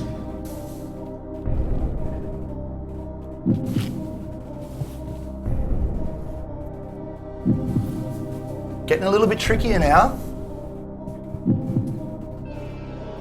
It's got to be GKE. GKE, that's right. It's fantastic levels of consumption.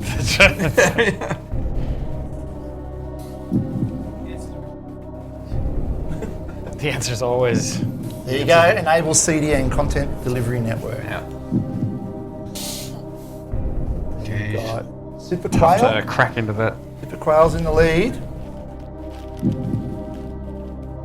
How would you roll out a patch quickly while minimizing cost and impact on end customers? From the Cloud DevOps Engineer exam.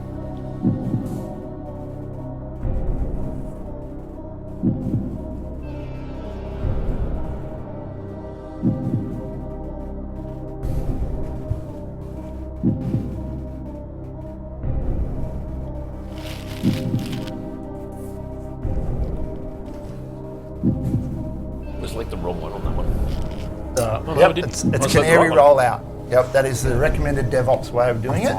The Canary rollout. 11. Straight to prod. That's right. We'll do it live. How would you implement a cost-effective solution to perform batch data processing at scale? Excel Once again, from the spreadsheets. DevOps exam. Excel spreadsheets. Excel spreadsheets, of course. Yeah. Write some crappy piece of code. Yeah.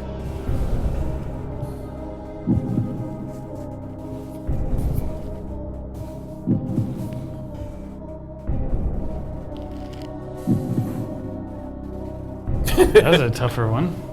They're going to get tougher Getting too. harder. They're getting tougher. Yep. 20 questions all up. Where are we at now? There we go. 16. Allocate spot VMs. Yes, exactly. Yep. Save a lot of money with spot VMs. Now, what's going on? Which encryption algorithm is used with default encryption in cloud storage? SHA-512, AES-256, MD5, or triple DES? I don't remember. You seem confident on that one. You were confident on that one. What do you think? Well, straight in. I didn't even look. I just pressed a button. He's doing lucky dip.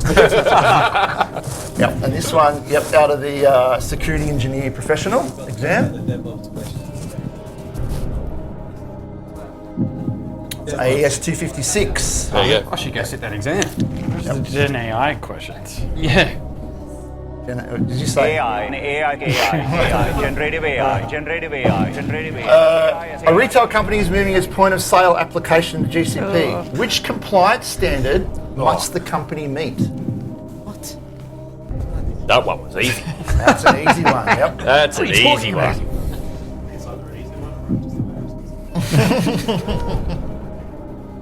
How many are these questions? There's 20 questions. 20. Oh. We're at 14. Yeah. Okay. Yep. Not too many to go before we stop being embarrassed. Stop embarrassing yourself. Where's the one on movies and lifestyle? This is a Google Cloud podcast, okay? There we go. Yes, PCI correct. They are getting harder and harder. Super Quail, unbeatable at the front. You need to create GKE cluster that prevents inbound external access and allows certain nodes to have outbound internet. What do you do? This is from Google Cloud Networking Engineer. This is my territory. So what's the answer? This is also one of the toughest certs out there. It's tough. It is really tough.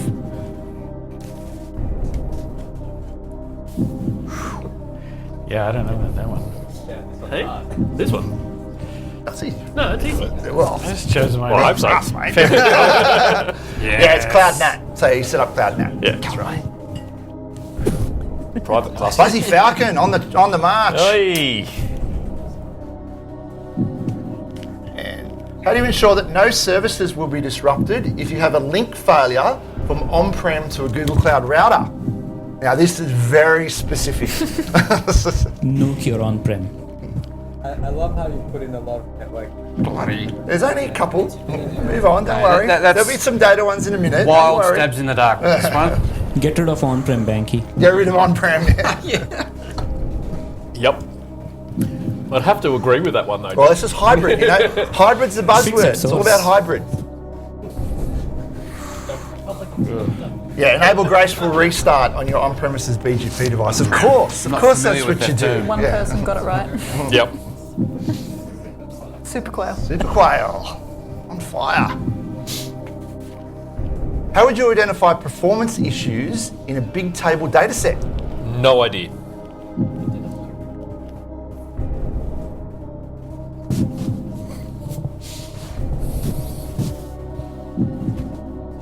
Hey, Trent, no cheating.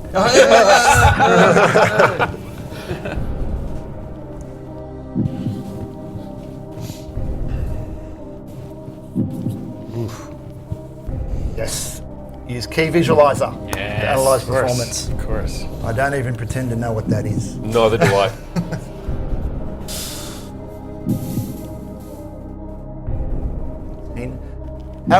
How would you control costs in BigQuery and maintain the quality of results? Sorry for my grammatically incorrect sentence there, but I'm sure you understand what it means.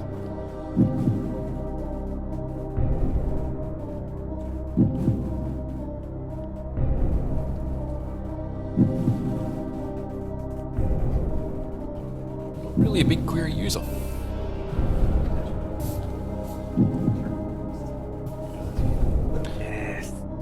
There you go. Set a customized project level daily quota. Yep. If you're ever in doubt, quotas are quite often the answer in some of these exams. How would you optimize costs for Cloud SQL instance?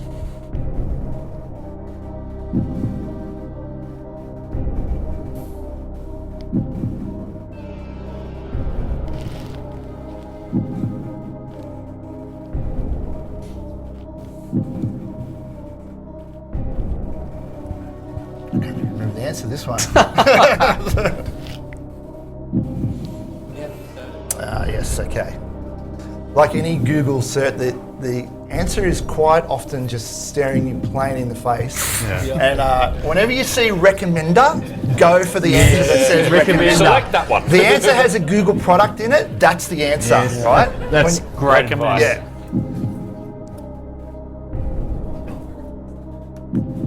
Last question. How would you export a large Cloud SQL for PostgreSQL instance without affecting the performance of the database? I'm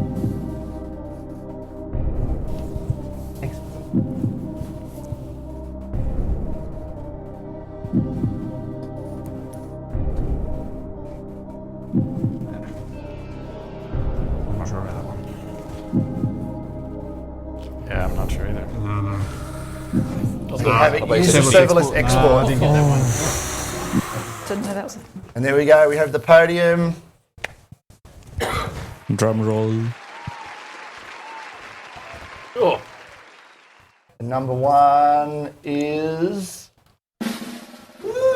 Super Quail. Well done, guys. Well done.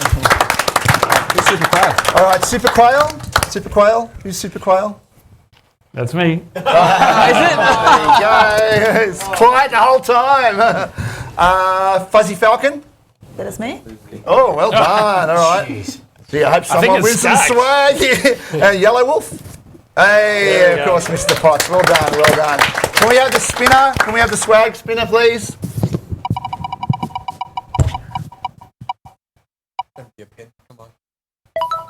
Water bottle. There we go. There's one for Mr. Potts. All right. Well done, guys. Well done.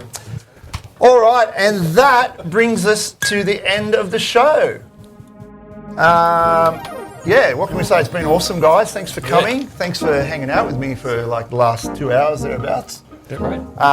Don't forget, you can contact the show, gcplife@casna.com.au. Just Google us, you'll find us on the Casna website. We're in, well, not for much longer, Google Podcasts. You'll find us in all your podcast apps. I'd like to thank everyone for coming today. Lizzie, data expert. Trent for coming up from Melbourne. Thank you. Ian, who's always by my side on every episode. Thank you. And Troy, we still don't know what you do. That's fine. Of course, D and Adish for MCing. Thanks very much. And Matt up the back, the silent achiever. He's helped us out today with the food and organising the venue. It's been awesome. And Banky, of course. A big round of applause for Banky for organising this whole thing. 50 episodes, 2 years, another 2 years of this. My advice to anyone, if you want to do a podcast, don't do it. That's the first thing I would tell you, right? Hopefully we'll have a good couple of years. Make sure you come and listen to the show, guys. There's going to be heaps more news and stories coming out, and we'll probably have a Christmas special, I reckon. Ooh, yeah, we'll do a Christmas special. Yeah. Nice. Back here again. Cool. So now that we are left with a bunch of swag, we'll do a round of quick trivia, easy questions, I promise, and jump on the answers. Okay? You ready?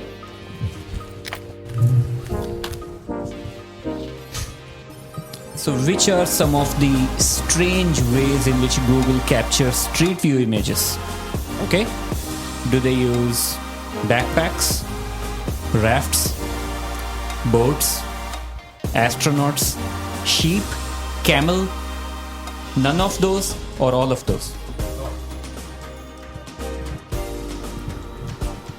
All of them. Hey! True or false? Google Maps was invented in Australia. In Sydney. That is true. Casna questions. Yeah. We do not have a work policy, so we don't have to go to the office. It's not compulsory. True or false? I would say it's false. So Mantle Group does not have a compulsory work location policy. Okay, another Mantle Group question. We have our offices in tourist places. True or false? What was the question? I don't know. I missed it. True. Awesome. Okay, a few quick ones. One more, Dave. One more. Yeah, so last one. Is it true that Google headquarters has a T-Rex skeleton?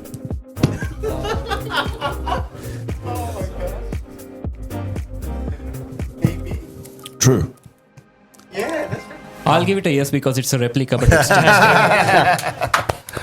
Good All right, thanks, guys. Cheers, thank Well you. done, Banky. So whoever got the right answers, feel free to pick whatever you like. Great. Right, thanks everyone. Really appreciate your time. Weather was not great, still you made it. So one last sure shot way of winning more swag. Join Casna. Get unlimited access to swag.